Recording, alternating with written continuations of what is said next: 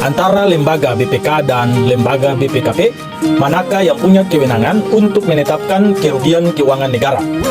Oke teman-teman, berikut ini karena kakak Kenso Julian ada komen bilang begini, kakak bisa jelaskan tentang BPKP dan BPK, manakah yang sesuai dengan undang-undang bisa menghitung dan menentukan kerugian negara. Makasih, Tuhan Yesus memberkati. Oke teman-teman, beta akan menjelaskan sedikit tentang kakak Kenso Julian punya pertanyaan ini. Jadi ini dalam pengalaman beta dalam penanganan perkara tindak pidana korupsi, ini seringkali terjadi polemik di antara para penegak hukum, khususnya katong sebagai penasihat hukum atau pengacara dalam hal pendampingan dan melakukan pembelaan terhadap katong punya klien. Dari beta punya pengalaman penanganan perkara tindak pidana korupsi ini sering terjadi atau sering berbeda pendapat dengan penuntut umum, baik dari kejaksaan maupun dari jaksa KPK, terkait siapakah yang punya kewenangan untuk menentukan kerugian negara. Mengingat ada beberapa lembaga dan pejabat yang diberikan kewenangan untuk melakukan perhitungan keuangan negara jika terjadi indikasi penyimpangan. Jadi ini beta punya pengalaman dalam hal menangani perkara tindak pidana korupsi maupun suap atau gratifikasi. Dan teman-teman bisa lihat di beta punya beberapa berita yang memberitakan beta punya penanganan perkara. Oke, berikut ini ada sedikit dasar hukum yang coba beta jelaskan buat menjadi pengetahuan katong sama-sama. Ini ada di huruf A angka 6 Surat Edaran Mahkamah Agung nomor 4 tahun 2016 menyatakan ketentuan sebagai berikut. Instansi yang berwenang menyatakan ada tidaknya kerugian keuangan negara adalah BPK atau Badan Pemeriksa Keuangan yang memiliki kewenangan konstitusional, sedangkan instansi lainnya seperti Badan Pemeriksa Keuangan dan Pembangunan atau BPKP, kemudian Inspektorat Satuan Kerja Perangkat Daerah tetap memiliki atau berwenang melakukan pemeriksaan dan audit pengelolaan keuangan negara, namun tidak berwenang menyatakan atau mendeklar adanya kerugian keuangan negara. Dalam hal tertentu, hakim berdasarkan fakta persidangan dapat menilai adanya kerugian negara dan besarnya kerugian negara. Oke, merujuk pada hal tersebut, Badan Pemeriksa Keuangan memiliki kewenangan lebih dalam menilai dan menentukan kerugian dalam kasus korupsi, di mana BPK sebagai lembaga independen tentu akan menghasilkan laporan objektif kerugian keuangan negara.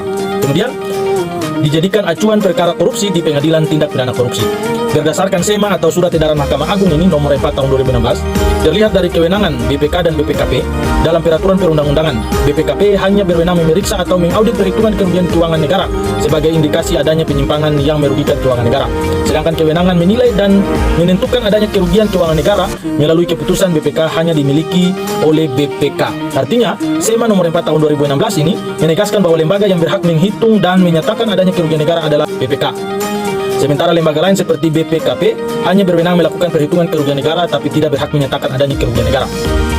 Jadi teman-teman, secara konstitusional, kewenangan BPK ini sebagai pemeriksa pengelolaan dan tanggung jawab keuangan negara tertuang dalam pasal 23E Undang-Undang Dasar 1945 dan dipertegas kembali oleh Undang-Undang Nomor 15 Tahun 2006 tentang BPK.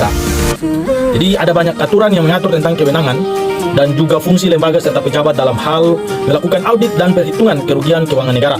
Tetapi biasanya beta sendiri menggunakan SEMA nomor 4 tahun 2016 ini untuk menolak hasil perhitungan kerugian keuangan negara dari lembaga lain selain BPK.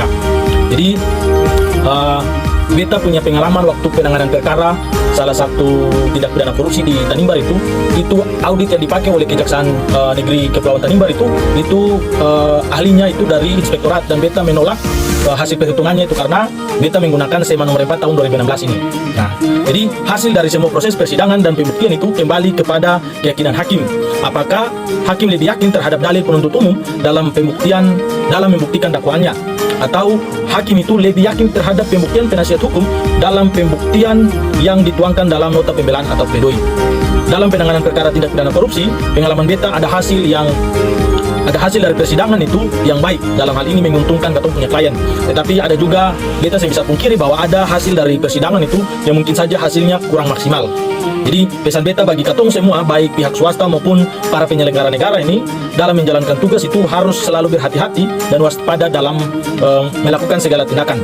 Jadi jangan asal ikut maunya atasan, tetapi katong harus tetap bersandar pada aturan sehingga katong tidak menjadi pelaku dari tindak pidana korupsi ini sendiri.